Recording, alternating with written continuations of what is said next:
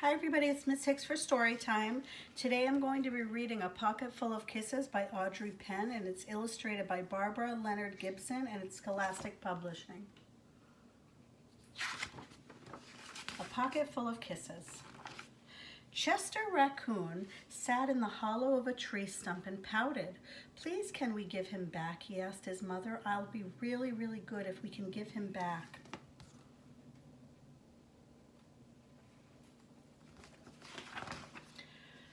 Mrs. Raccoon smiled tenderly. "You're already really, really good, Chester, but I'm afraid no matter how good you are, we can't give him back. Besides, I thought you liked having a little brother." "I did like it at first," admitted Chester, "but now he plays with my toys and swings on my swings and reads my books. Then he pulls my tail and talks to my friends and follows me everywhere I go."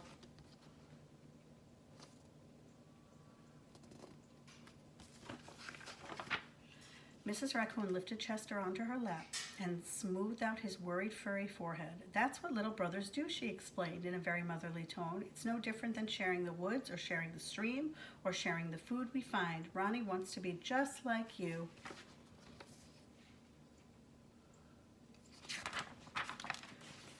Mrs. Raccoon placed Chester on the ground and smiled at him with the soft, loving eyes he knew well. "I think someone needs a kissing hand," she said in a voice that was warm and inviting. She took Chester's hand in her own and spread open his tiny fingers into a fan.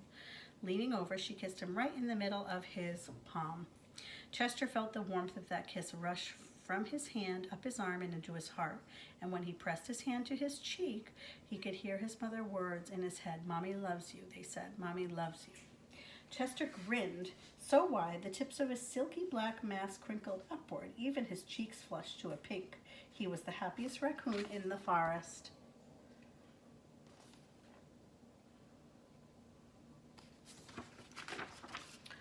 Then, in the blink of a moment, all the joy went out of the little raccoon. His pink cheeks paled, and a stream of tiny hot tears fell like spring rain down his sad little face. Even his silky black mask drooped as he watched his mother reach down, take Ronnie's hand in her own, open his tiny fingers into a fan, and kiss his brother right in the middle of his palm.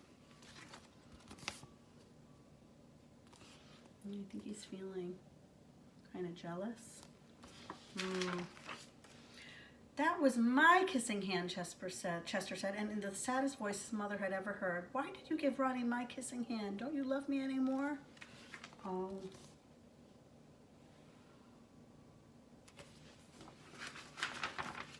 "Oh, Chester," cried Miss Raccoon, "of course I love you. Then how come you gave the baby my kissing hand?" asked Chester.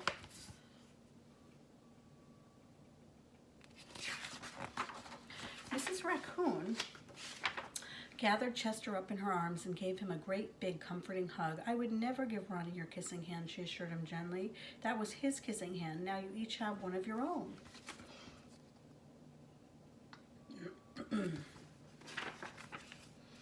Chester wiped away his tears and settled in his mother's lap. "If you give both of us kissing hands, won't you run out?"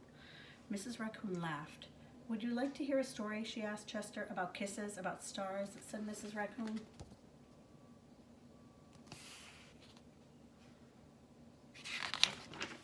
Every night, just before the sun goes down, it reaches out with its rays and touches every star in the universe.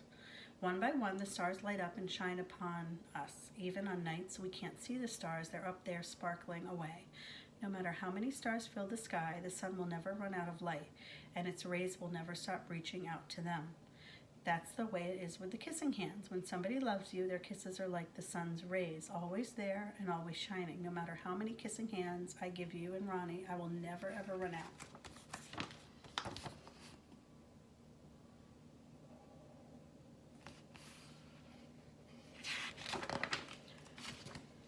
"But you're right about one thing," Mrs. Raccoon told Chester. Ronnie's big brother widened his eyes and looked surprised. "What's that?" he asked his mother. "You are the big brother, and that deserves something extra special."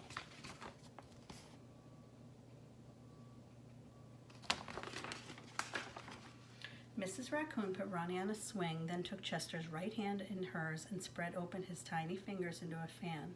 Leaning over, she kissed him right in the middle of his palm. "That kiss is for your pocket," she told him. "Take good care of it and keep it as a spare. That means extra. You never know when a big brother might need a little extra care.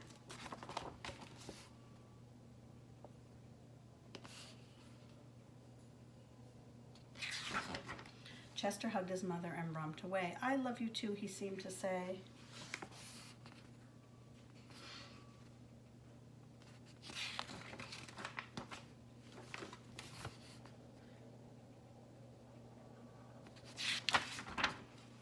Now look, he's playing with his brother.